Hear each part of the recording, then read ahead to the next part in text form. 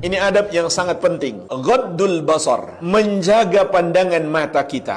Artinya, tidak boleh melihat lawan jenis yang tidak halal bagi kita. Dan ini juga kebalikannya. Penghuni rumah harus menutup aurat. Makanya tidak pantas juga foto ibu-ibu ditempelkan di dinding atau di album foto ditaruh di meja di ruang tamu. Dalam hadis yang diriwayatkan Al-Bukhari dan Muslim dari sahabat yang mulia Sahal bin Sa'ad As-Sa'idi radhiyallahu anhu, Nabi sallallahu alaihi wasallam mengatakan, "Innama ju'ilal isti'dzan min ajlil basar." Hanyalah ditetapkan keharusan meminta izin sebelum masuk rumah orang untuk menjaga pandangan. Kalau berdiri di depan rumah orang untuk minta izin, jangan tepat di depan pintu, supaya ketika penghuni rumah membuka pintu, kita tidak dapat melihat mungkin lawan jenis yang belum menutup aurat. Ini juga bermakna kalau kita sudah dipersilakan masuk, tetap jaga pandangan mata kita. Dan ini adalah akhlak Islam yang sangat agung yang Allah perintahkan dalam Al-Quran di surat An-Nur ayat ke-30. Kullil mu'minina yaguddu min absarihim wa yahfadhu furujahum dzalika azka lahum innallaha khabirum bima yasnaun. Katakan kepada kaum laki-laki yang beriman, hendaklah mereka menjaga pandangan mata mereka, tidak melihat kepada lawan jenis yang tidak halal untuk mereka, dan hendaklah mereka menjaga kemaluan mereka. Yang demikian itu lebih suci bagi mereka, sesungguhnya Allah Maha mengetahui apa yang mereka kerjakan. Kemudian di ayat berikutnya, wa kullil mu'minati yaghdudna min absarihinna wa yahfadna furujahunna. Kata Allah, katakan juga kepada para wanita yang beriman, hendaklah mereka menundukkan pandangan mata mereka dan memelihara kemaluan mereka. Lihat jamaah sekalian, di sini ada faedah penting. Allah Subhanahu wa taala menghubungkan antara menjaga pandangan dan kemaluan. Karena puncak daripada zina adalah dengan kemaluan, dan pintu masuknya adalah pandangan mata.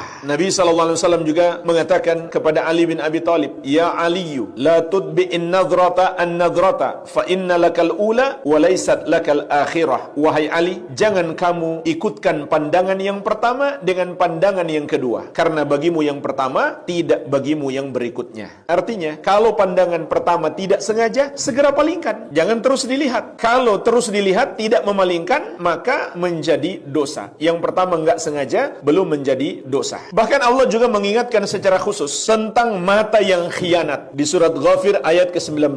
Ya'lamu kha'inatal a'yun wa ma tukhfis sudur. Allah mengetahui pandangan mata yang khianat dan apa yang disembunyikan oleh hati. Para ulama ahli tafsir menjelaskan, maksud mata yang khianat itu ketika si gadis misalkan lagi bersama keluarganya, dia pura-pura nggak mau lihat. Namun ketika keluarganya lalai, dia curi-curi pandang. Itu adalah mata yang khianat. Yang sangat mungkin terjadi ketika seseorang bertamu ke rumah orang. Ada keluarganya, dia pura-pura tundukkan pandangan. Ketika keluarganya lalai, dia pun mencuri pandang kepada wanita tersebut. Nah, yang paling parah apa? Orang tua yang malah mempersilahkan anaknya untuk didatangi laki-laki dan melihat dengan bebas. Bahkan boleh diajak jalan-jalan, boleh diajak untuk pacaran. Sementara datang anak muda melamar putrinya, dipersulit. Padahal putrinya sudah suka dan agamanya baik, akhlaknya baik. Tapi datang anak muda yang tidak baik, cuma mau ajak pacaran, dia izinkan. Subhanallah. Ini musibah dan kezaliman yang dilakukan oleh sebagian orang tua kepada anak. Dan Nabi SAW